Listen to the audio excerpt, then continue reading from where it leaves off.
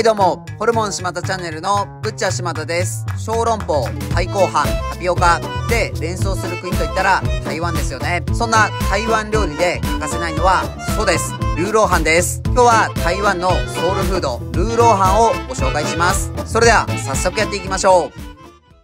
この前、ベーコンを仕込んだのですが、その時使った豚バラ肉が余ったので、これを使ってルーローハンを作ります。ルーローハンとは台湾のどの定食屋に行っても必ずあると言っても過言ではないくらいポピュラーなメニューで、日本の定食屋で例えるなら生姜焼き定食の位置ですかね。ルーローハンは貧しかった農民が貴重な豚肉を家族が均等に食べられるようにと細かく刻んでご飯にかけたのが始まりと言われています。そんな苦しい時代を支えてきた料理だからこそ今でも愛されているんですね。自分も大人になってルーローハンを食べたのですが、初めて食べた時は味付けに衝撃を受けたのを覚えています。見た目からしぐれ煮のような甘辛い肉丼を想像していましたが、八角や五香粉など日本にはない味付けで癖のある味にしっかり虜になりました。3回食べたくらいでハマった記憶があります。八角って油断すると料理全体を支配していきますからね。この八角とか五香粉は台湾料理には欠かせませんね。この脂が乗った皮もついていない豚バラ肉を調理していきます。まずはネギの青い部分や生姜を用意しておきます。鍋にお湯を沸騰させ、豚バラを入れ、ネギと生姜を一緒に入れて軽く下茹でします。ある程度茹でたら一旦氷水で冷やします。その間にニンニクをみじん切り、生姜も細かくしておきます。豚肉が冷えたら細かくカットをしていきます。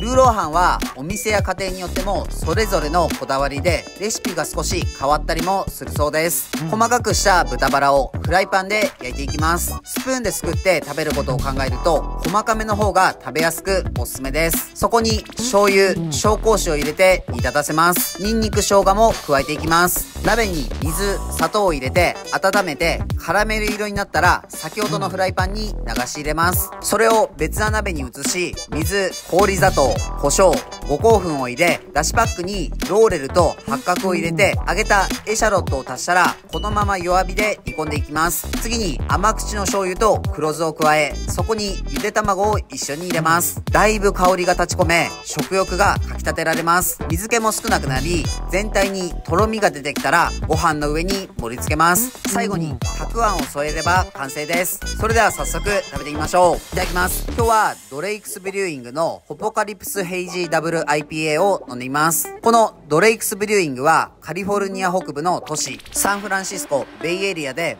最も古い独立したブルワリーです。色は濁りのあるイエローゴールドで、口当たりはすごい滑らかで麦の甘みを感じます。ホップの香りが結構するので苦めかなと思いましたが、そこまで苦味は強くなく南国っぽいフルーティーさですっきりとしています。それではルーローハンいただきます。もうこの時点で八角のいい香りが鼻を、豚肉のテカリが目を刺激し脳がうまいと認識しています。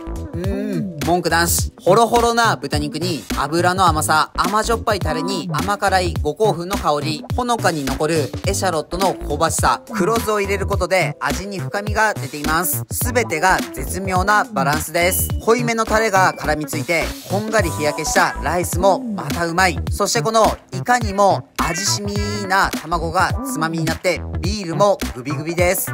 台湾行きたくなっちゃったな。台湾って日本人がそそられる食べ物多いですよね。これはブッチャー島田のアジア美食珍道中台湾編も近いかもしれません。今日も美味しかったです。ごちそうさまでした。はい、本日の動画は以上です。最後までご視聴ありがとうございます。ルーローハンいかがでしたか？週末に気合い入れて料理作って八角や五香粉の調味料が余って困っちゃうあるあるありますよね。自分たちは群馬県前橋市と高崎市でホルモン島田というホルモン屋をやっています。群馬には美味しいお肉を食べられるお店がたくさんあるので、もし群馬に来た際はいろいろ探してみてください。この動画がいいなと思いましたらチャンネル登録、高評価よろしくお願いします。